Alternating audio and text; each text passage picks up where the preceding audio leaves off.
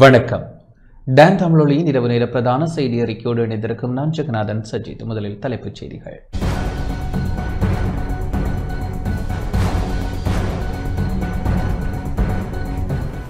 ஐநாவில் இலங்கை மீதான புதிய பிரேரணை வாக்கெடுப்பின்றி நிறைவேற்றம். கீரி சம்பாவின் தரத்தை வெளிப்படுத்த வேண்டுமென தேசிய பாவனையாளர் முன்னணி வலியுறுத்தல். வவுனியா ராசேந்திரகுளம் பகுதியில் மோட்டார் சைக்கிள் விபத்திற்குள்ளானதில் இளைஞன் பலி. உலக குடியிருப்பு தினத்தை முன்னிட்டு மன்னார் மாவட்டத்தில் 30 வீடுகள் கையளிப்பு. காட்டிக் கொடுக்கும் அரசியலை ஒருபோதும் செய்ய மாட்டோம் என நாமல் ராஜபக்ஷ தெரிவிப்பு. ஏக்கிய ராஜ்ய அரசியலமைப்பை நிராகரிக்க தமிழ் மக்கள் தீவிரமாக முன்வர வேண்டும் என கஜேந்திரகுமார் வலியுறுத்தல்.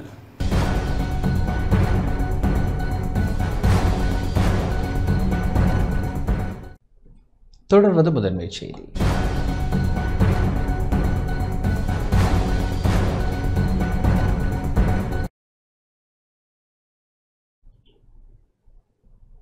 ஐநாவில் இலங்கை மீதான புதிய பிரேரணை வாக்கெடுப்பின்றி நிறைவேற்றப்பட்டது.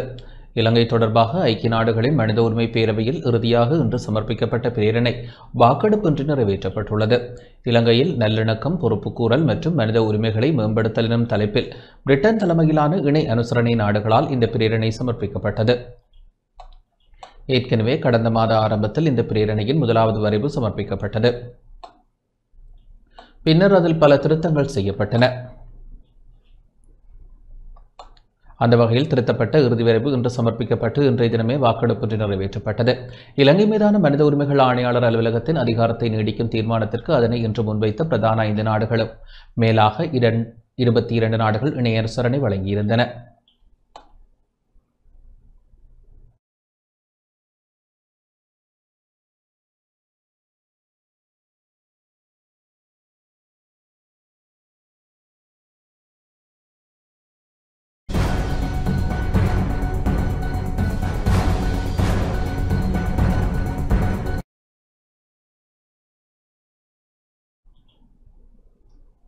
கீரி சம்பாவின் தரத்தை வெளிப்படுத்த வேண்டும் என தேசிய பாவனையாளர் முன்னணியின் தலைவர் அசேல சம்பத் கோரியுள்ளார். கீரி சம்பாவின் தரம் தொடர்பில் நாட்டு மக்களுக்கு உரிய தெளிவை வழங்க அரசாங்கம் நடவடிக்கை எடுக்க வேண்டும் என தேசிய பாவனையாளர் முன்னணியின் தலைவர் அசேல சம்பத் கோரியுள்ளார். கொழும்பில் இடம்பெற்ற செய்தியாளர் சந்திப்பில் அவர் இதனை தெரிவித்தார். අනිතක පාරිභෝගිකයෝ දැඩි අපහසුතාවයට පත්වලා තිබෙනවා මේ කීරි සම්බා ගැටලුව සම්බන්ධව. கீரி சம்பா மனித உடலுக்கு நன்மை பயக்கின்றதா அல்லது தீமையை ஏற்படுத்துகின்றதா என்பதை ஆராயும் பொறுப்பு இலங்கை தரநிலைத்துறை மற்றும் தொழில்நுட்ப நிறுவனங்களுக்கு ஒப்படைக்க தயாராக உள்ளோம். ஊட்டச்சத்து நிபுணர்கள் இதை சொல்லலாம். இந்த அரிசி வகையை கண்டுபிடித்த பேராசிரியரே பல நோய்களை உண்டாக்கும் என்று சொல்கிறார் என்றால் நுகர்வோர் ஏன் 300 ரூபாய்க்கு வாங்கி தங்களை அழித்துக் கொள்ள வேண்டும்? கீரி சம்பா அவசியமான உணவல்ல. நாங்கள் ஆரம்ப காலங்களில் சிவப்பு மற்றும் வெள்ளை அரிசி வகைகளையே உண்டு வந்துள்ளோம். எனவே சில்லறை வர்த்தக நிலைய வர்த்தகர்கள் உடனடியாக கீரி சம்பா விற்பனையை நிறுத்துங்கள். நாட்டு அரிசி விற்பனைக்கு செல்லுங்கள். இந்த அரிசியானது சர்க்கரை அளவை அதிகரிக்கும். அடையாளம் காணப்படாத நோய்களுக்கு இந்த அரிசி காரணம். ලෙඩේට අදාළ හාල් භාවිතය ගන්නවද කියන එක ඔබ තීරණය කරන්න කියන තමයි කියන්නේ.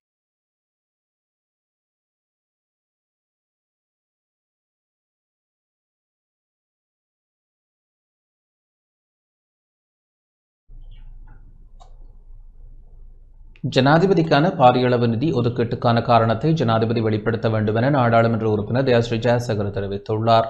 ஜனாதிபதி அன்ருகுமார திசாநாயக்க 2026ஆம் ஆண்டு நிதி ஒதுக்கீட்டு சட்டமூலத்தில் ஜனாதிபதிக்கான செலவுக்காக 11.37 பில்லியனை ஒதுக்கியிருக்கின்றார். இது 2024இல் முன்னாள் ஜனாதிபதி ரணில் விக்ரமசிங்கவிற்கான செலவை விட 72% அதிகரிப்பாகும். இவ்வாறு பாரியளவு நிதி ஒதுக்கீட்டுக்கான காரணத்தை ஜனாதிபதியும் அரசாங்கமும் மக்களுக்கு வெளிப்படுத்த வேண்டும் என நாடாளுமன்ற உறுப்பினர் தயாஸ்ரீ ஜெயசேகர தெரிவித்துள்ளார். குருநாகலில் இடம்பெற்ற ஊடகவியலாளர் சந்திப்பில் அவர் இதனை தெரிவித்தார்.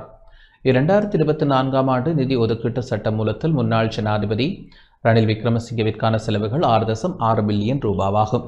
அது 2025இல் அன்ருகுமார திசாநாயக்கவின் முதலாவது வரவு செலவு திட்டத்தில் 2.9 பில்லியன் வரை குறைக்கப்பட்டது. அது தொடர்பில் அரசாங்கத்தால் பாரிய பிரசாரங்கள் முன்னெடுக்கப்பட்டன.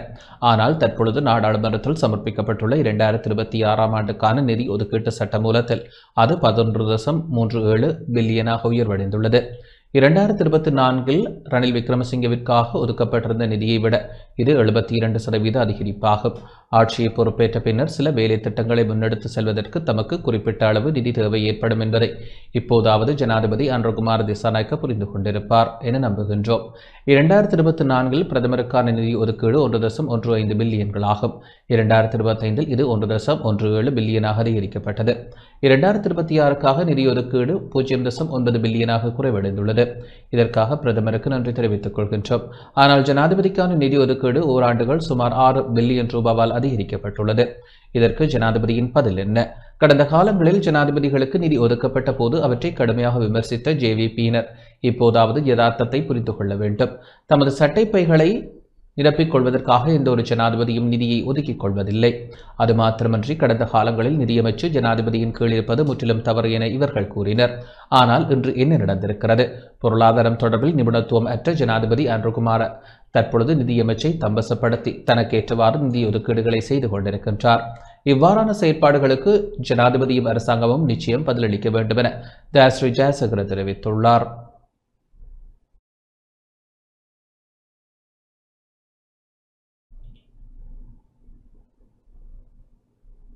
காணல் நீதி எனும் தலைப்பிலான உரையாடல் இன்று யாழ்ப்பாணம் தந்தை செல்வா அரங்கில் இடம்பெற்றது. திருகோணமலையில் 2009ஆம் ஆண்டு இராணுவத்தினால் சுட்டுப் படுகொலை செய்யப்பட்ட மாணவர்களுக்கான நீதி கோரி போராடிய வைத்தியர் மனோகரனையும் படுகொலை செய்யப்பட்ட மாணவர்களையும் நினைவுகூரும் காணல் நீதி எனும் தலைப்பிலான உரையாடல் இன்று யாழ்ப்பாணம் தந்தை செல்வா அரங்கில் இடம்பெற்றது. வைத்தியர் மனோகரின் உருவப்படத்திற்கு மலர் மாலை அணிவித்து மலர் தூவி அஞ்சலி செலுத்தப்பட்டது.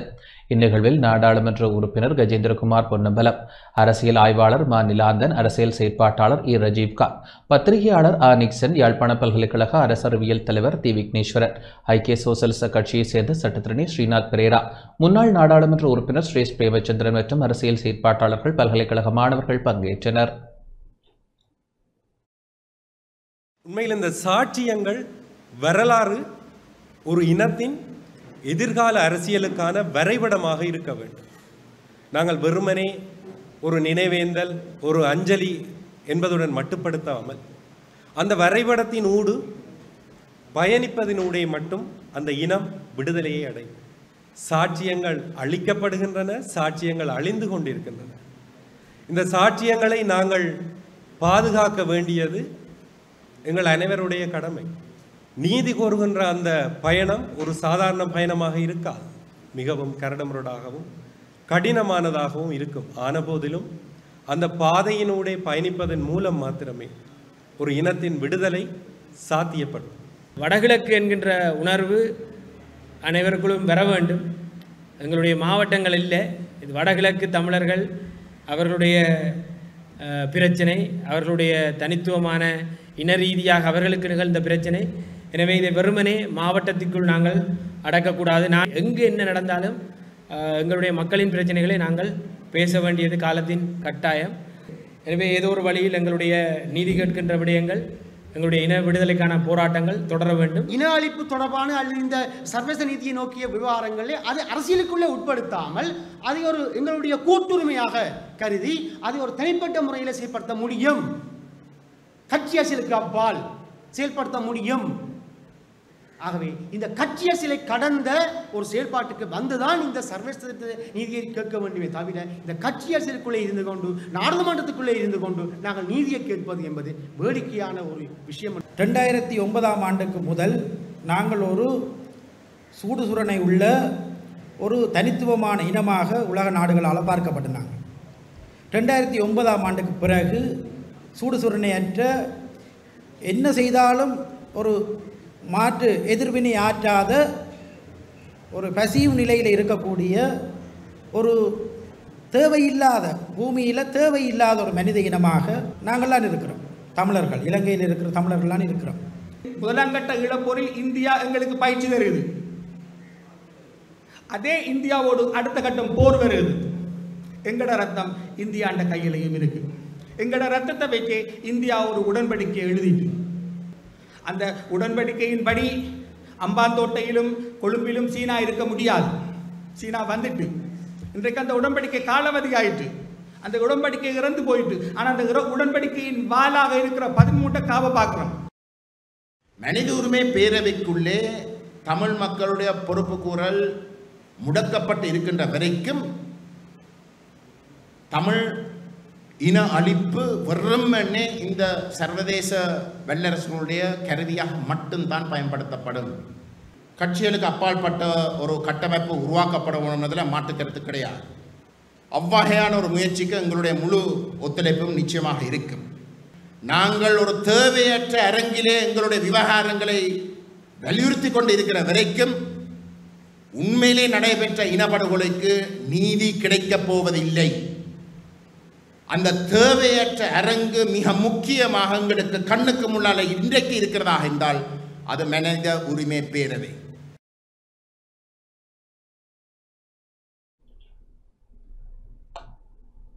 வவுனியா ராசேந்திரகுளம் பகுதியில் மோட்டார் சைக்கிள் விபத்திற்குள்ளானதில் இளைஞர் ஒருவர் உயிரிழந்துள்ளார். வவுனியா ராசேந்திரகுளம் பகுதியில் வேக கட்டுப்பாட்டை இழந்து மோட்டார் சைக்கிள் ஒன்று விபத்திற்குள்ளானதில் இளைஞர் ஒருவர் உயிரிழந்துள்ளதுடன் இருவர் காயமடைந்துள்ளனர். இன்று பிற்பகல் 3 பேர் ராசேந்திரகுளம் பகுதியில் இருந்து நெழுக்குளம் நோக்கி மோட்டார் சைக்கிள் ஒன்றில் பயணித்தனர். குறித்த மோட்டார் சைக்கிள் வேக கட்டுப்பாட்டை இழந்த நிலையில் ராசேந்திரகுளம் பாடசாலைக்கு அருகிலுள்ள பேருந்து தரிப்பு நிலையத்துடன் மோதி விபத்திற்குள்ளானது. இதனால் மோட்டார் சைக்கிளில் பயணித்த இளைஞர் ஒருவர் உயிரிழந்ததுடன் இருவர் காயமடைந்து வவுனியா மாவட்ட பொது வைத்தியசாலையில் அனுமதிக்கப்பட்டுள்ளனர். இந்த சம்பவத்தில் சாம்பல் தோட்டம் பகுதியைச் சேர்ந்த 18 வயதான கோபால்ராஜ் நிலக்சன் என்பவர் உயிரிழந்தார். சம்பவம் தொடர்பில் நெழுக்குளம் போலீசார் மேலதிக விசாரணைகளை மேற்கொண்டு வருகின்றனர்.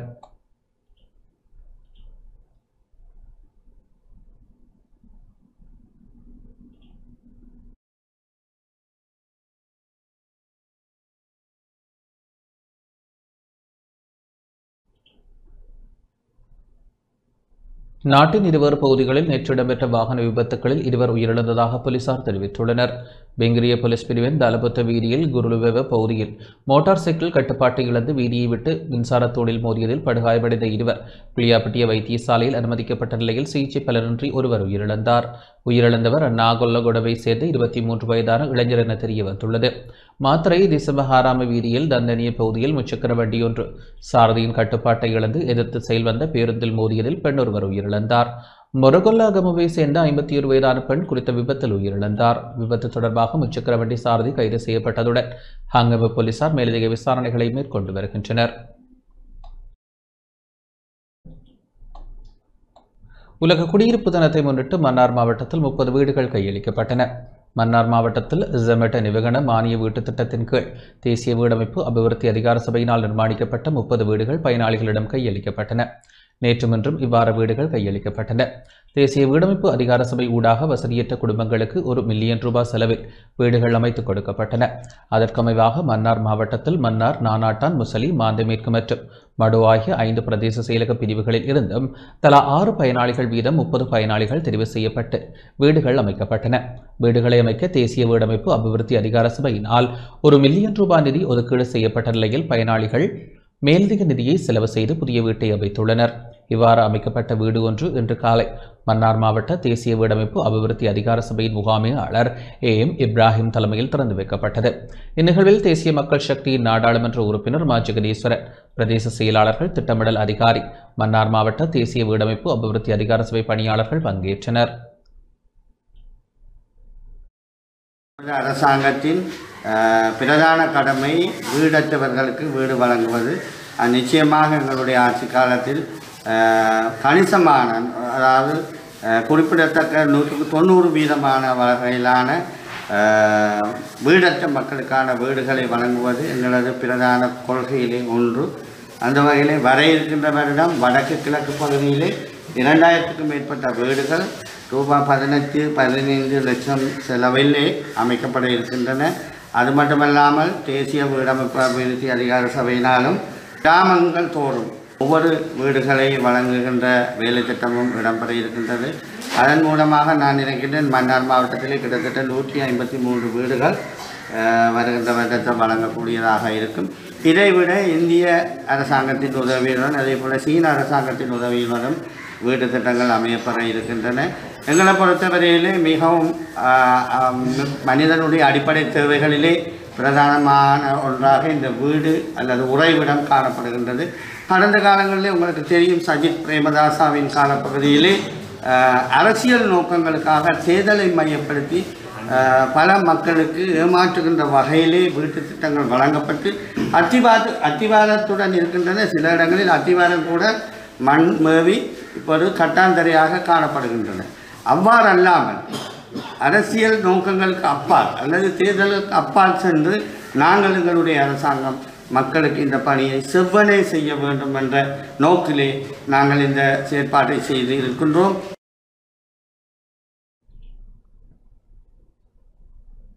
குடியிருப்பு தினத்தை முன்னிட்டு அனைவருக்கும் வீடு எனும் தொனிப்பொருளின் கீழ் மஸ்கலியா பிரதேச சபைக்கு உட்பட்ட மஸ்கலியா பிரதேசத்தில் வசிக்கும் வறிய குடும்பம் ஒன்றுக்காக தேசிய வீடமைப்பு அதிகார சபையின் நிதி ஒதுக்கீட்டின் கீழ் வீடு கட்டப்பட்ட நிலையில் அந்த வீட்டின் திறப்பு விழா நேற்று இடம்பெற்றது.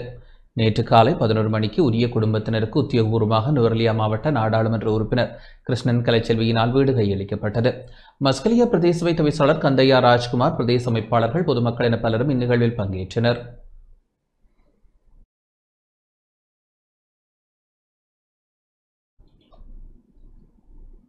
தேசிய வீடமைப்பு அதிகார சபையினால் மட்டக்களப்பு மாவட்டத்தில் நிர்மாணிக்கப்பட்ட வீடுகளை பயனாளிகளிடம் கையளிக்கும் நிகழ்வு இடம்பெற்று வருகின்றது. கோரளைப்பற்றுப்பத்தி பிரதேச செயலாளர் பிரிவிற்குட்பட்ட தியாவெட்டுவானில் அமைக்கப்பட்ட வீடுகள் இன்று மாலை பயனாளிகளிடம் கையளிக்கப்பட்டன. தேசிய மக்கள் சக்தி நாடாளுமன்ற உறுப்பினர் கந்தசாமி பிரபு பிரதம அதிதியாக கலந்து கொண்டு வீடுகளை கையளித்தார். நிகழ்வில் தேசிய மக்கள் சக்தியின் கல்குடா தொகுதி அமைப்பாளர் திலகநாதன், கோரளைப்பற்று மத்திய பிரதேச செயலக உத்தியோகத்தர்கள், தேசிய வீடமைப்பு அதிகார சபை உத்தியோகத்தர்கள் என பலர் கலந்து கொண்டனர்.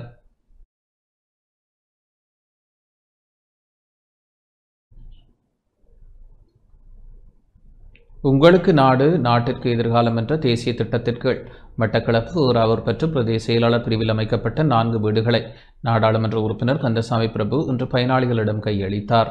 பிரதேச செயலாளர் கே தனபாலசுந்தரம் தலைமையில் நிகழ்வுகள் இடம்பெற்றன. ஆறுமுகத்தான் குடியிருப்பு, ஈராவூர், 5ஆம் குறிச்சி, ஐயங்கேணி மற்றும் கொம்மாதுறை ஆகிய பிரதேசங்களில் வீடுகள் நிர்மாணிக்கப்பட்டுள்ளன. ஒவ்வொரு வீட்டிற்கும் தலா 10 லட்சம் ரூபாய் நிதி அரசாங்கத்தினால் வழங்கப்படுகின்றமை குறிப்பிடத்தக்கது.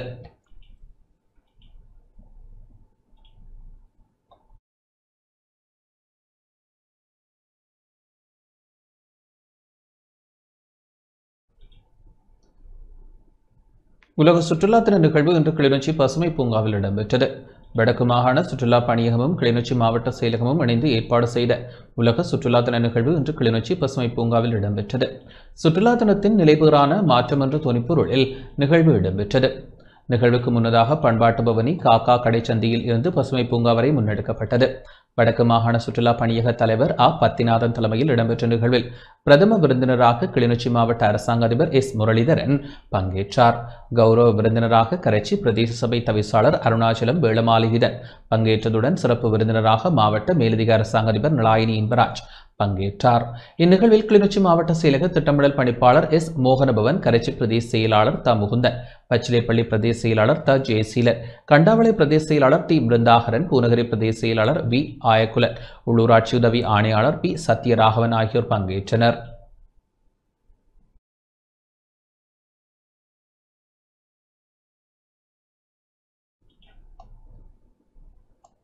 கண்டியில் வினாவிடை போட்டி பரிசளிப்பு நிகழ்வு, ஆசிரியர் தின நிகழ்வும் சிறப்பாக இடம்பெற்றது.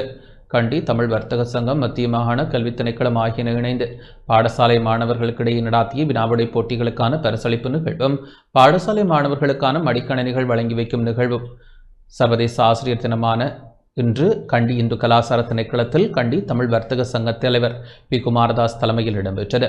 கண்டி கம்பளை வலய தமிழ் மொழி மூல பாடசாலை மாணவர்களிடையே நடாத்தப்பட்ட வினாவிடை போட்டியின் இறுதிப் போட்டியில் கண்டி உயர்தர மகளிர் பாடசாலை 73 புள்ளிகளை பெற்று முதலாம் இடத்தையும், நாவலப்பட்டி ஸ்ரீ கதிரேசன் இந்து கல்லூரி 69 புள்ளிகளை பெற்று வெற்றி பெற்றது. முதலிடத்தை பெற்ற கண்டி உயர்தர மகளிர் கல்லூரிக்கு 2 லட்சம் ரூபாய் பணப்பரிசும், நாவலப்பட்டி ஸ்ரீ கதிரேசன் இந்து கல்லூரி 1 லட்சம் ரூபாய் பணப்பரிசும் பெற்றுக் கொண்டன. இதேவேளை சர்வதேச ஆசிரியர் தினத்தை முன்னிட்டு ஆசிரியர்கள் கௌரவிக்கப்பட்டதுடன் மலையக மக்களின் கல்வி மேம்பாட்டை வளப்படுத்தும் வகையில் விசேட குறும்படம் ஒன்றும் காட்சிப்படுத்தப்பட்டது. இந்நிகழ்வில் பிரதம ரீதியாக ஜலோஜன் லங்கா பிரைவேட் லிமிடெட் தலைவர் ஏ நடராஜா, மத்திய மாகாண பிரதிக்கல்வி பணிப்பாளர் பி விக்னேஸ்வரன் ஆகியோர் சிறப்பு விருந்தினர்களாக ரஞ்சிதா குரூப் ஆஃப் கம்பெனியின் தலைவர் பி பழனியப்பன், மத்திய மாகாண இந்து மாமன்ற தலைவர் டி சுப்பிரமணியம் ஆகிய பிரமுகர்களுடன் பாடசாலை அதிபர்கள், ஆசிரியர்கள், மாணவர்கள் என பலர் கலந்து கொண்டனர்.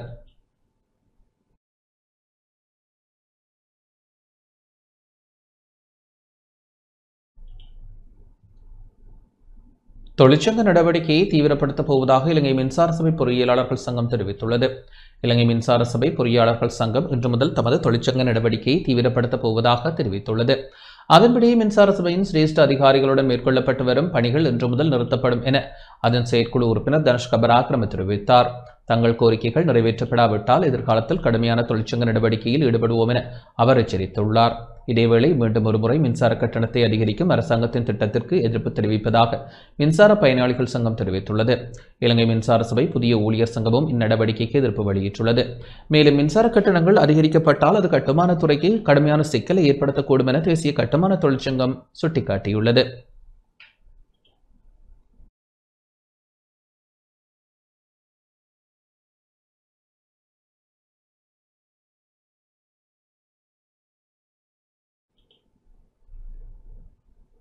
காட்டிக் கொடுக்கும் அரசியலை நாங்கள் ஒருபோதும் செய்ய மாட்டோம் என நாடாளுமன்ற உறுப்பினர் நாமல் ராஜபக்ஷ தெரிவித்துள்ளார். நாட்டின் அதிகாரத்தை கைப்பற்றுவதற்காக கொள்கைகளை காட்டிக் கொடுக்கும் அரசியலை நாங்கள் ஒருபோதும் செய்ய மாட்டோம் என நாடாளுமன்ற உறுப்பினர் நாமல் ராஜபக்ஷ தெரிவித்தார். ரத்னபுரி பகுதியில் இடம்பெற்ற மாவட்ட நிர்வாகிகளுடன் இடம்பெற்ற கலந்துரையாடலின் போதே அவர் இதனை தெரிவித்தார்.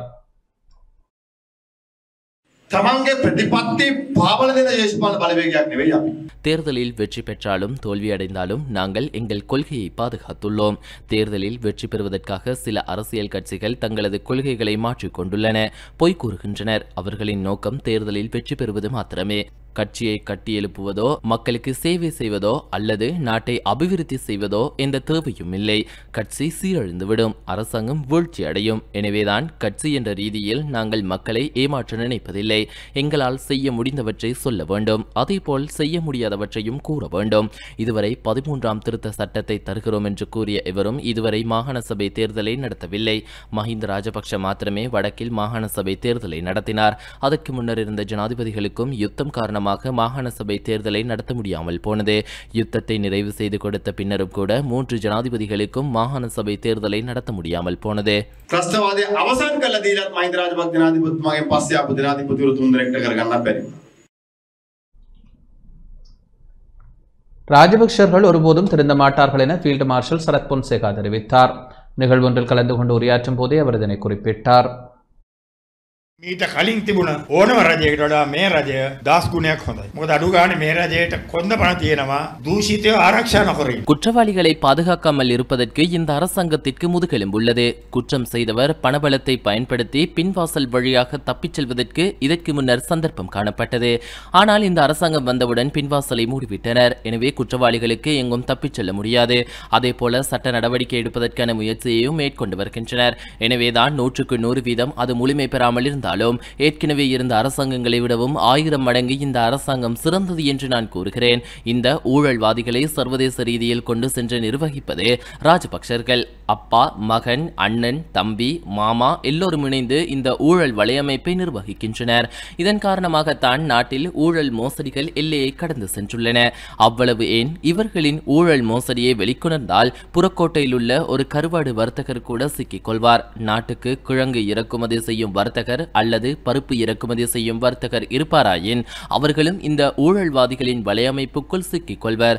ஊழல் செய்து பழகிய இவர்களுக்கு புலி ரத்தத்தை காண்பது போலதான் இவர்களுக்கு ஊழல் என்பது. 1000 சிறைச்சாலைகளுக்குள் இவர்களை அடைத்தாலும் திருந்த போவதில்லை. சமீபத்தில் ஜனாதிபதிகளுக்கான வரப்பிரசாதங்களை நீக்கும் வகையிலான சட்டம் மூலம் கொண்டு வரப்பட்டது. அதன்படி முன்னாள் ஜனாதிபதிகள் 3 உள்ளனர். அவர்கள் தங்களது உத்தியோகபூர்வ இல்லங்களை விட்டு வெளியேறுவதற்கு கால அவகாசத்தை கோருகின்றனர். ஒருவர் நாளை போகிறேன் என்கிறார், இன்னொருவர் 2 மாத கால அவகாசம் கோருகிறார். பின்னர் நாளை செல்வேன் என்று சொன்னவர் இன்னும் 2 வாரம் அவகாசம் கேட்கிறார். இவர்கள் இப்படித்தான் செல்ல மாட்டார்கள். முன்னாள் ஜனாதிபதி மஹிந்தவின் விஜயராம இல்லத்திற்கு முன்னால் அவரது சட்டத்தரணி ஊடகங்களுக்கு கருத்து சொல்வதை அவதானித்தேன். அவர் சொல்கிறார், இந்த வீட்டில் ஜனாதிபதி மாளிகை மற்றும் அலரி மாளிகையிலிருந்து கொண்டுவரப்பட்ட தளபாடங்கள் உள்ளதாக குறிப்பிடுகிறார். சம்பந்தப்பட்ட தரப்பினர் வந்து அவற்றை எடுத்து செல்ல வேண்டுமாம். அப்போதுதான் தங்களது சொந்த தளபாடங்களை எடுத்து செல்ல முடியுமாம். வீட்டை பழுதுபார்க்க மக்களின் பணத்தில் 50 கோடி செலவிட்ட மஹிந்த சொந்தமாக ஏதேனும் பொருளொன்றை வாங்கிச் சென்றிருப்பார் என நினைக்கிறீர்களா? කෝටි 50ක් කියන්නේ කරේක විතර භූමි භාගයක් තියෙන තට්ටු දෙක ගයක් ගහන්න පුළුවන්. කෝටි 50ක් කියන්නේ මේ ගයක් අලුත් වැඩියා කරන්න. එච්චර පෙරේතකමක් තියෙන පුද්ගලයෙක් තවුන්නාසලා හිතනවාද? இளைஞர்களை போதை பழக்கத்திற்குள் தள்ளியவர்கள் இளைஞர்களின் வாழ்க்கையை மேம்படுத்தப் போவதாக கூறுவது வேடிக்கையான விடயம் என பிரபு எம்பி தெரிவித்துள்ளார். நாமல் ராஜபக்ஷ தலைமையிலான குழுக்கள் இளைஞர்களை போதை பழக்கத்திற்குள் தள்ளி வாழ்க்கையை கேள்விக்குறியாக்கிவிட்டு இன்று இளைஞர்களின் வாழ்க்கையை மேம்படுத்தப் போவதாக கூறுவது வேடிக்கையானது என தேசிய மக்கள் சக்தியின் மட்டக்களப்பு மாவட்ட நாடாளுமன்ற உறுப்பினர் கந்தசாமி பிரபு தெரிவித்துள்ளார். இன்று ஊடகங்களுக்கு கருத்து தெரிவிக்கும் போதே அவர் இவ்வாறு குறிப்பிட்டார். நாட்டிலே பல போதை சம்பந்தமான விடயங்களிலே உள்கிக்கப்பட்டு அந்த போதைகளினால் அவர்களின் வாழ்வு இல்லாமல் செய்யப்பட்டு கொண்டிருக்கின்றது. கடந்த கால அரசியல்வாதிகள் விசேடமாக நாமல் ராஜபக்ச அவரின் தலைமையிலான அந்த குழுக்கள் இந்த இளைஞர் யுவதிகளின் வாழ்வை இல்லாமல் செய்வதற்காக இந்த போதை பழக்கத்தை ஐஸ் போன்ற விடயங்களை பழக்கம் செய்து அவர்களின் வாழ்வை இல்லாமல் செய்திருக்கிறார்கள். ஆனால் இன்று அவர்கள் தேர்தல் காலத்தில் எங்களுக்கு எதிராக குற்றச்சாட்டி இருந்தார்கள். ஆனால் இப்போது அவர்கள் ஊடகத்திலே கருத்தொன்று வெளியிடுகின்றார்கள். தான் இளைஞர் யுவதிகளை அவர்களது வாழ்வை முன்னேற்றுவதற்கான நடவடிக்கை மேற்கொள்ளப் போவதாக. ஐஸ் போதைப் பொருளே பல உள்ளூரிலே தொழிற்சாலையை உருவாக்கி அந்த மக்களுக்கும் இளைஞர் யுவதிகளுக்கு அதை பழக்கி வைத்து அவர்களை வாழ்வை அளித்தவர்கள் தான் இன்று இந்த கருத்தை முன்வைத்துக் கொண்டிருக்கின்றார்கள். இளைஞர் யுவதிகளை வளப்படுத்த போவதாக அவர் கருத்தை வெளியிடுகிறது. உண்மையிலே எங்களுக்கு நகைப்புக்குரியதாக இருக்கின்றது. ஐக்கிய ராஜ்ய அரசியலமைப்பை நிராகரிக்க தமிழ் மக்கள் தீவிரமாக முன்வர வேண்டும் என நாடாளுமன்ற உறுப்பினர் கஜேந்திரகுமார் பொன்னம்பலம் தெரிவித்துள்ளார். ஐக்கிய ராஜ்ய அரசியலமைப்பை நிராகரிக்க தமிழ் மக்கள் தீவிரமாக முன்வர வேண்டும் எனவும் சிவில் சமூக செயற்பாட்டாளர்களும் முன்வர வேண்டும் எனவும் தமிழ் தேசிய மக்கள் முன்னணியின் தலைவர் கஜேந்திரகுமார் பொன்னம்பலம் தெரிவித்துள்ளார். இன்று யாழ்ப்பாணத்தில் ஊடக சந்திப்பை நடத்திய வேளை இவ்வாறு குறிப்பிட்டார். தமிழரசு கட்சியுடைய தலைவர் திரு CVK சிவஞானம் அவர்கள் ஒரு ஊடக சந்திப்பொன்றை நடத்தி சைக்கிள் கட்சியை தவிர மற்ற அனைவரும் ஒற்றுமையாக இருக்கிறோம், 13ஆம் திருத்தம் எங்களுக்கு வேணும், அதை அமுல்படுத்த வேணும் என்ற கருத்தில் நாங்கள் அனைவரும் ஒன்றாக இருக்கிறோம், சைக்கிள் கட்சிக்காரரை தவிர என்ற கருத்தை தெரிவிச்சிருக்கிறார். அந்த வகையிலே CVK சிவஞானம் அவர்களுக்கு முதல் கட்டமாக நன்றி சொல்லுவோம். தமிழரசு கட்சியுடைய இந்தியான் தலைவர் தன் அறிவுக்கு அவர் ஒரு குற்ற ஒப்புதல் வாக்குமூலத்தை வழங்கியிருக்கிறார். எங்களுக்கு ஒரு சமஷ்டி தீர்வு மட்டும்தான் சரிவரும் என்றதை சொல்றதை தவிர்த்து கொள்வதற்கு மக்களை திசை திருப்பி 38 வருஷமாக நடைமுறைப்படுத்து என்று சொல்லி நடைமுறைப்படுத்தாத 13ஆம் திருத்தத்தை பற்றி இந்த நேரத்தில் திட்டமிட்டு எல்லாரும் கதைக்கிறது என்றது அந்த ஐக்கிய ராஜ்ய அரசியலமைப்பை தயாரித்த அனைத்து பங்காளிகளும் தமிழ் மக்களை திசை திருப்பி எதிர்ப்பு கருத்தொண்டு வளராமல் இருக்கிறதுக்கு ஒரு சூழலை ஏற்படுத்தி அது அரசாங்கம் தமிழ் மக்களோட ஆதரவோடு நிறைவேற்றுவதற்காக எடுக்கிற செயலாகத்தான் நாங்கள் இதை பார்க்கின்றோம். அந்த வகையில் இந்த உண்மை நிலைமை நிரூபிக்கக்கூடிய வகையில் CVK சிவஞானம் இந்த 13ஆம் திருத்தம் ஒற்றையாட்சி என்ற விஷயத்திலே தாங்கள் அனைவரும் ஒற்றுமையாக ஏற்றுக்கொண்டதை வலியுறுத்துவோம் என்று சொல்லியிருப்பது நாங்கள் 2009ஆம் ஆண்டு மே மாதத்தில் இருந்து தமிழரசு கட்சியும் ஏனைய தமிழ் தேசிய கூட்டமைப்புடைய பங்காளிகள் எங்களை தவிர ஒற்றையாட்சியையும் 13ஆம் திருத்தத்தையும் தான் தாங்கள் ஏற்றுக்கொண்டிருக்கிறாக சொன்ன குற்றச்சாட்டை இன்றைக்கு எத்தனையோ வருஷங்களுக்கு பிறகு தமிழரசு கட்சியுடைய தலைவராக நிரூபித்து இருப்பதற்கு நாங்கள் நன்றி கூற விரும்புகின்றோம். தமிழ் மக்கள் விழிப்புணர்வடைந்து அந்த ஐக்கிய ராஜ்ய அரசியலமைப்பை நிராகரிப்பதற்கு தீவிரமாக முன்வர வேண்டும் என்றும் நாங்கள் கேட்டுக்கொள்ள விரும்புகின்றோம். நாங்கள் செய்ய வேண்டிய இந்த ஐக்கிய ராஜ்ய ஒற்றையாட்சி அரசியலமைப்பை சேர்ந்த ஒரு இனமாக நிராகரிக்கிறதுக்குரிய தீவிரமான வேலை திட்டங்களை முன்னெடுப்பதற்கு தமிழ் சிவில் சமூக செயற்பாட்டாளர்களும் ஒரு தமிழ் மக்களுடைய தொடர்ச்சியாக வழங்கி வருகின்ற சமஷ்டிக்குரிய ஆணையை மதிக்க விரும்புகின்ற ஏனைய அரசியல் கட்சிகளும் தலைவர்களையும் ஒன்றாக இணைந்து இந்த மோசமான 4வது ஒற்றையாட்சி அரசியலமைப்பை தோற்கடிப்பதற்கு, அதாவது தமிழ் மக்கள் அதை நிராகரித்து விட்டார்கள் என்ற நிலைமையை உறுதிப்படுத்துவதற்கு சேர்ந்து பயணிப்பதற்கு முன்வர வேண்டும் என்று நாங்கள் கேட்டுக்கொள்ள விரும்புகின்றோம். எங்களோட செய்கிறோன்னா தமிழரசு கட்சியோட செய்கிறாட்டி DTNAக்கு விசேஷமாக யாழ்ப்பாணத்தில் மற்ற இடங்களில் எந்த ஒரு பதவியும் எடுக்க முடியாது. அவை நாங்கள் அந்த சந்தர்ப்பத்தை பயன்படுத்தி கொள்கை வழியில் அனைவரையும் அரவணைக்கிறதுக்குரிய முயற்சி உண்டு இதே சுத்தியோடு நாங்கள் முன்னெடுத்தோம். அந்த அடிப்படையில் வந்து நாங்கள் கணிசமான விட்டு கொடுப்பும் செய்து அவர்களுக்கு பதவி தேவைப்பட்ட இடங்களில் வந்து நாங்கள் ஒத்துழைச்சு அந்த பதவியில் கொடுக்குறதுக்கும் வந்து வேலை செய்தோம். துரதிர்ஷ்டவசமாக இன்றைக்கு அதே தரப்பும் விசேஷமாக EPRLF வந்து சுரேஷ் பிரேமச்சந்திரன் அதன் தலைவர், அவர் இந்த சுவிட்சர்லாண்டுக்கு நடந்த விஜயத்தில் வந்து DTN என்ற சார்பாக வந்து அவர் தான் பிரதிநிதியாக வந்தவர். அப்போ இந்த அரசாங்கம் வந்து ஐக்கிய ராஜ்ய அரசியலமைப்பை கொண்டு வந்து நிறைவேற்ற போகிற விஷயத்தை வந்து சொன்னதுக்கு அவர் சாட்சி. அப்படி தெரிஞ்சு கொண்டும் வந்து அவர் அதுக்கு பிறகு திருகோணமலையில் வந்து 13ஆம் திருத்தத்தை வலியுறுத்தி வந்து ஏதோ ஒன்று செய்ய வலிக்கிறீங்க. அப்படி செய்கிறதாண்டா அந்த ஒப்பந்தம் வந்து எங்களோட செய்தது வெறுமனே பதவிக்காக மட்டுமன்றதை வந்து தான் நாங்கள் எடுக்க வேண்டியிருக்கு. அதுதான் உண்மை. ஆசிரியர்களை ஒடுக்கும் சட்டங்கள் தேவையில்லை என தேசிய கல்வி ஆணைக்குழுவின் முன்னாள் தலைவர் பத்மினி ரணவி தெரிவித்துள்ளார். ஆசிரியர்களை ஒடுக்கும் வகையில் சட்டங்கள் கொண்டுவரப்படும் பட்சத்தில் சிறந்த மனிதவளத்தை உருவாக்க முடியாது என தேசிய கல்வி ஆணைக்குழுவின் முன்னாள் தலைவர் பத்மினி ரணவி தெரிவித்துள்ளார். கொழும்பில் இன்று ஊடகங்களுக்கு கருத்து தெரிவிக்கும் போதே அவர் இதனை குறிப்பிட்டார். வர்த்தமானி குருவரையா කියන්නේ ஒரு ஆசிரியரின் பங்கு நிறைவேற அவர் பெற வேண்டிய ஆதரவு அவசியம். ஒரு படைப்பாற்றல் மிக்க ஆசிரியரை உருவாக்க வேண்டும். ஆசிரியர் எப்போதும் சட்டங்களாலும் விதிமுறைகளாலும் ஒடுக்கப்பட்டவராகவே உள்ளார். ஒரு ஆசிரியர் ஒடுக்கப்பட்ட நிலையில் இருந்தால், அதாவது சட்டத்தாலும் விதிகளாலும் கட்டுப்படுத்தப்பட்டிருப்பின், அவர் தனது வேலையை நன்றாக செய்ய முடியாது.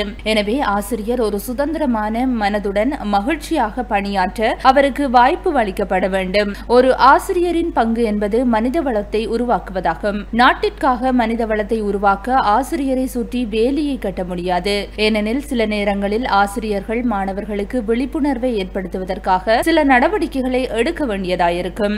நான் உடலியல் ரீதியான தண்டனைகளை ஏற்கவில்லை, ஆனால் குழந்தைகள் தவறு செய்கிறார்கள், அதற்கான விளைவுகள் இருப்பதை குழந்தைகள் உணர வேண்டும். அது ஒரு பரஸ்பர புரிதலாக இருக்க வேண்டும்.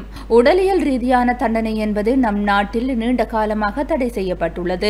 எனவே இன்னும் ஒரு சட்டம் தேவையில்லை என நினைக்கின்றேன். அதனால் இப்போது என்ன செய்ய வேண்டும் என்றால், முன்பே சொன்னது போல பரஸ்பர புரிதல் இருக்க வேண்டும். பாடசாலைகளில் நிர்வாகம் இருக்கின்றது, சரியான பாடசாலை அமைப்பும் இருக்கின்றது. அந்த அமைப்புக்குள் இந்த பொறுப்பை யார் ஏற்க வேண்டும் என்பதை பாடசாலை தீர்மானிக்க வேண்டும். அதிபர் இருக்கின்றார். பாடசாலை நிர்வாகம் அந்த பொறுப்பை எடுத்துக்கொள்ள வேண்டும். அந்த பரஸ்பர புரிதலுடன் பாடசாலை நிர்வாகத்திற்கு சுதந்திரமும் பொறுப்பும் இரண்டும் இருக்க வேண்டும். ஒரு ஆசிரியர் ஏதாவது செய்கிறார் என்பதற்காக முழு பாடசாலையையும் மாணவர்களுக்கு எதிராக இருக்கின்றது என கூற முடியாது. அதை பொறுத்தவரை பாடசாலை ஒரு பாதுகாப்பான இடமாக இருக்க வேண்டும். ஒரு பாடசாலையில் குழந்தைக்கு உடலியல் அல்லது உளரீதியில் தாக்கம் ஏற்பட்டுவிட்டு அதற்காக ஆசிரியரை சிறையில் அடைக்க வேண்டும் என்ற நிலைக்கு சென்றுவிட்டால் அது ஒரு மிகப்பெரிய பிரச்சனையாகும். நம் நாட்டில் பாடசாலை மட்ட முகாமைத்துவம் என்ற கட்டமைப்பு உள்ளது. அதாவது அந்த குழந்தையின் வாழ்க்கையை நாங்கள் பாடசாலை தலைமைக்கு ஒப்படைத்துள்ளோம். ஒரு தனிப்பட்ட சட்டம் கொண்டு சிறையில் அடைக்கும் விடயத்தை தவிர்த்து பாடசாலை கட்டமைப்பின் கீழ் இதை தீர்மானிக்க வேண்டும். அதற்காக மேல்நிலை பிராந்திய நிர்வாகமும் இருக்கின்றது. எனவே நீதிமன்றத்துக்கு இவை செல்வதற்கு பதிலாக பாடசாலை கட்டமைப்புக்குள் இவற்றை தீர்க்க ஒரு முறை அவசியம். மற்றொரு விடயம் என்னவென்றால், இதை பற்றி விவாதம் வெளிப்படையாக நடாத்தப்பட வேண்டும். இது அரசாங்கத்துக்கு எதிரானது என இல்லை. தேவையான இடங்களில் தேவையான நபர்கள் இதை பற்றி விவாதிப்பார்கள் என நான் நம்புகின்றேன். මං හිතන්නේ අවශ්‍ය තැන්වලදී අවශ්‍යය කතා කරයි කියලා මම විශ්වාස කරනවා ඒකට. ஊழல் ஒழிப்பு ஆணைக்குழுவிற்கு 4500க்கும் மேற்பட்ட முறைப்பாடுகள் கிடைத்துள்ளன. 2025ஆம் ஆண்டின் இதுவரையான காலப்பகுதியில் கையூட்டல் சம்பவங்கள் தொடர்பாக 4500க்கும் மேற்பட்ட முறைப்பாடுகள் கிடைத்துள்ளதாக கையூட்டல் மற்றும் ஊழல் ஒழிப்பு ஆணைக்குழு தெரிவித்துள்ளது. இதற்கமைய குறித்த காலப்பகுதியில் 4626 முறைப்பாடுகள் கிடைத்துள்ளதாக அத்திணைக்களம் குறிப்பிட்டுள்ளது. இம்முறைப்பாடுகளுக்கமைய 85 தேடுதல் நடவடிக்கைகள் முன்னெடுக்கப்பட்டுள்ளன. அதற்கமைய 58 பேர் கைது செய்யப்பட்டுள்ளனர். கைது செய்யப்பட்டவர்களில் பெரும்பாலானோர் போலீஸ் அதிகாரிகள் ஆவர். அத்துடன் நீதியமைச்சுடன் தொடர்புடைய நிறுவனங்களைச் சேர்ந்து 9 பேரும் 3 கிராம உத்தியோகத்தர்களும் 2 பொது சுகாதார பரிசோதகர்களும் கைது செய்யப்பட்டுள்ளதாக கூறப்பட்டுள்ளது. இதனிடையே கடந்த ஜனவரி மாதம் 1ஆம் தேதி முதல் ஆகஸ்ட் மாதம் 31ஆம் தேதி வரையான காலப்பகுதியில் கையூட்டல் மற்றும் ஊழல் ஒழிப்பு ஆணைக்குழுவினால் நீதிமன்றங்களில் 61 வழக்குகள் தாக்கல் செய்யப்பட்டுள்ளன. அதே நேரம் கடந்த 2024ஆம் ஆண்டில் கையூட்டல் மற்றும் ஊழல் ஒழிப்பு ஆணைக்குழுவினால் தாக்கல் செய்யப்பட்ட 44 வழக்குகள் நிறைவடைந்துள்ள நிலையில் 29 பேர் குற்றவாளிகள் என தீர்ப்பு அளிக்கப்பட்டுள்ளது. அத்துடன் நீதிமன்றங்களில் மேலும் 276 வழக்குகள் நிலுவையில் இருப்பதாக கையூட்டல் மற்றும் ஊழல் ஒழிப்பு ஆணைக்குழு தெரிவித்துள்ளது.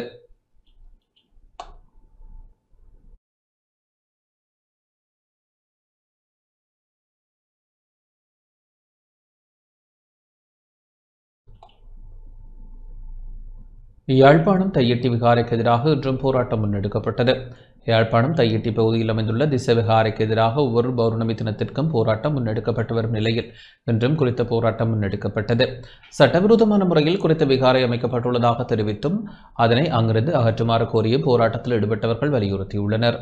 போராட்டத்தில் ஈடுபட்டவர்கள் பதாதைகளை ஏந்தி கோஷமிட்டு மற்றும் கைகளில் கருப்பு கொடிகளை ஏந்தி போராட்டத்தில் ஈடுபட்டனர். போராட்டத்தில் தமிழ் தேசிய மக்கள் முன்னணி பொதுச் செயலாளர் செல்வராசா கஜேந்திரன், சட்டத்திரணி காண்டீபன், பொதுமக்கள் மற்றும் தமிழ் தேசிய மக்கள் முன்னணி உறுப்பினர்கள் கலந்து கொண்டனர்.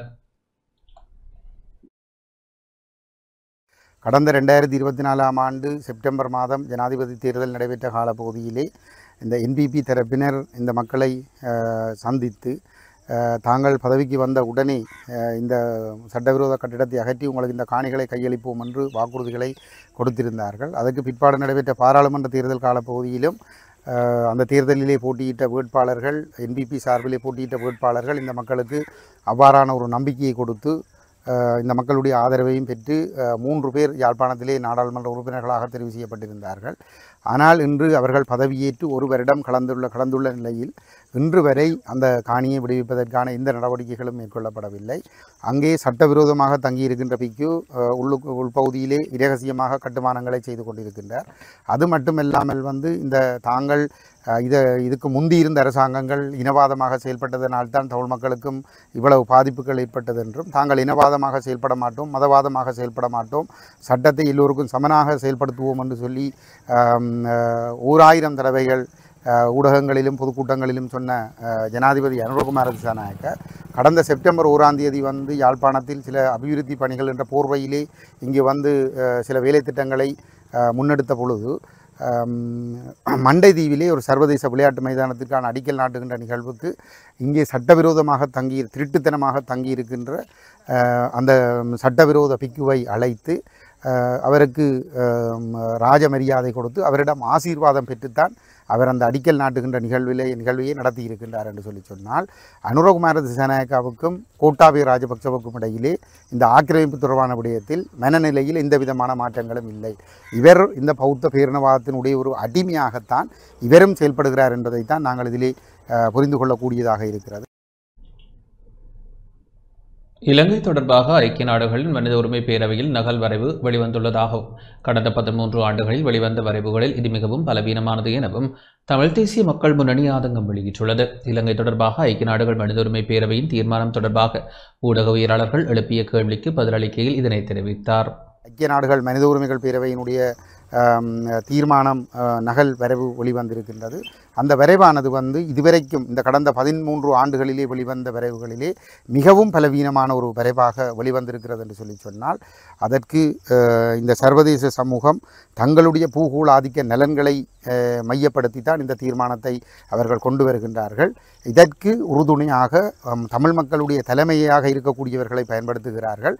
அதிலே துரதிர்ஷ்டவசமாக எங்களுடைய மக்கள் தமிழ் தேசிய கட்சிகள் மீது உள்ள வெறுப்பின் காரணமாக என்பிபி கட்சிக்கு வாக்களித்து 8 உறுப்பினர்கள் தெரிவு செய்யப்பட்டிருக்கிற நிலையிலே 8 உறுப்பினர்களும் அனுரகுமார மீது நம்பிக்கை இருக்கிறது என்ற நிலைப்பாட்டை வெளிப்படுத்தி இருக்கின்ற சூழலிலே தமிழரசு கட்சியில் 8 நாடாளுமன்ற உறுப்பினர்களை கொண்டிருக்கக்கூடிய தமிழரசு கட்சியினுடைய பொதுச் செயலாளராக சுமந்திரன் அந்த பதவியை ஏற்றுக்கொண்ட பிற்பாடு அந்த கட்சியினுடைய 8 நாடாளுமன்ற உறுப்பினர்களையும் பெட்டி பாம்பாக அடக்கி வைத்து கொண்டு அவர்கள் சுயாதீனமாக எந்த கருத்துக்களையும் இந்த பொறுப்புக்கூறல் தொடர்பாகவோ இனப்பிரச்சினை தீர்வு தொடர்பாகவோ வெளியிலே கதைக்க முடியாத ஒரு நிலைமையை கட்சிக்குள் ஒரு கட்டுப்பாடாக வைத்துக்கொண்டு அவர் இரகசியமான முறையிலே இந்த ஆகஸ்ட் முதல் வாரத்திலே இங்கிலாந்திற்கு சென்று அங்கே இங்கிலாந்து தான் இலங்கை தொடர்பான தீர்மானத்தை கொண்டு வருகின்ற ஒரு முக்கியமான தலைமை வகிக்கின்ற நாடு என்ற அடிப்படையிலே அதனுடைய வெளிவிவகார அமைச்சை சந்தித்து இந்த தீர்மானத்தை மனித உரிமைகள் பேரவைக்குள் முடக்குவதற்கும் இலங்கை அரசாங்கத்திற்கு தொடர்ந்து வாய்ப்பை கொடுக்கின்ற வகையிலும் அந்த தீர்மானத்துக்கு ஒத்துழைத்திருக்கின்றார் என்று சொன்னால், கிட்டத்தட்ட 16 உறுப்பினர்களுடைய ஆதரவோடு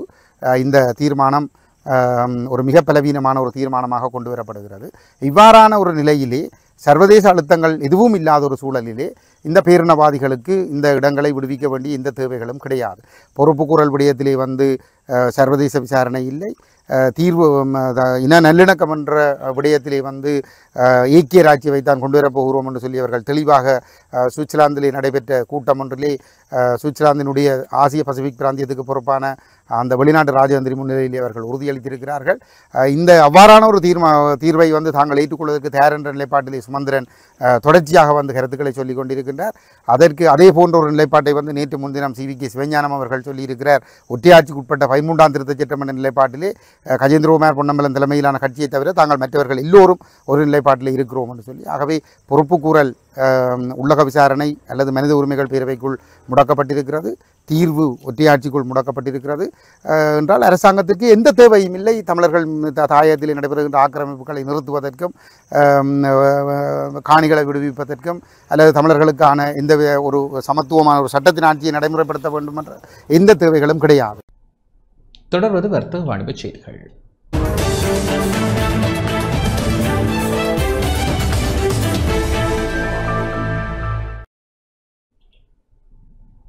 ஸ்ரீலங்கா இன்சூரன்ஸ் லைஃபினால் மற்றொரு மனிதநேய திட்டம் முன்னெடுக்கப்பட்டுள்ளது.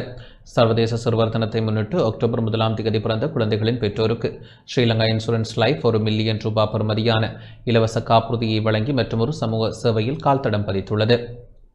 அதன் ஒரு கட்டமாக கொழும்பு காசல் வீதியில் உள்ள மகப்பேற்று வைத்தியசாலையில் அன்றைய தினம் பிறந்த குழந்தையொன்றின் தாயாரிடம் ₹1 மில்லியன் பெறுமதியான காசோலை வழங்கப்பட்டது. சர்வதேச சிறுவர் தினத்தை முன்னிட்டு அக்டோபர் 1ஆம் தேதி பிறந்த குழந்தைகளின் பெற்றோருக்கு ஸ்ரீலங்கா இன்சூரன்ஸ் லைஃப் ₹1 மில்லியன் பெறுமதியான இலவச காப்புறுதியை வழங்கி மற்றொரு சமூக சேவையில் கால்தடம் பதித்துள்ளது.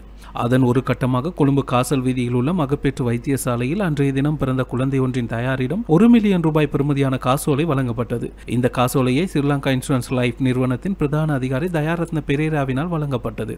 இதனையடுத்து ஊடகங்கள் மத்தியில் கருத்து வெளியிட்ட ஸ்ரீலங்கா இன்சூரன்ஸ் லைஃப் நிறுவனத்தின் பிரதான அதிகாரி தயாரத்ன பெரேரா இந்த விசேட சமூக செயற்திட்டம் 2022ஆம் ஆண்டு ஆரம்பமானதாக குறிப்பிட்டார்.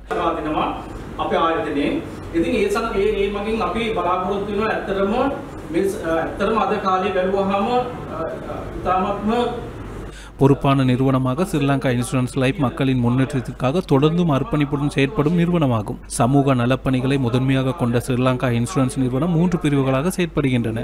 நாட்டு மக்களின் பெரும்பாலானோர் பொருளாதார ரீதியாக பெரிதும் பாதிக்கப்பட்டுள்ளனர். அவ்வாறான சந்தர்ப்பத்தில் இதுபோன்ற காப்புறுதி திட்டமானது அந்த மக்களுக்கு உந்து சக்தியாக விளங்கும். அதே நேரத்தில் நாட்டின் சந்ததியினரின் எதிர்காலம் தொடர்பிலும் சமூக அபிவிருத்தி குறித்தும் அக்கறை செலுத்தி வருகிறது. இது தவிர ஸ்ரீலங்கா இன்சூரன்ஸ் லைஃப் மாணவர்களின் கல்விக்காக பல்வேறுபட்ட வேலை திட்டங்களை முன்னெடுத்துள்ளது.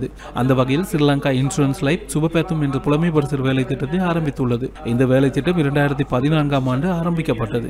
இந்த புலமை பரிசில் 2200க்கும் மேற்பட்ட மாணவர்களுக்கு வழங்கப்பட்டுள்ளது. இதற்காக ₹240 மில்லியன் செலவிடப்பட்டுள்ளது. அத்துடன் கலாசார ரீதியான வேலை திட்டங்களையும் ஸ்ரீலங்கா இன்சூரன்ஸ் லைஃப் முன்னெடுத்து வருகிறது.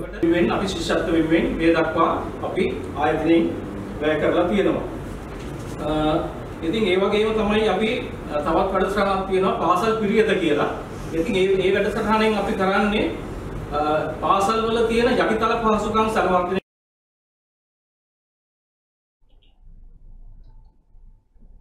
இத்துடன் இந்த செய்தி அறிக்கை நிறைவடைகின்றது. வணக்கம்.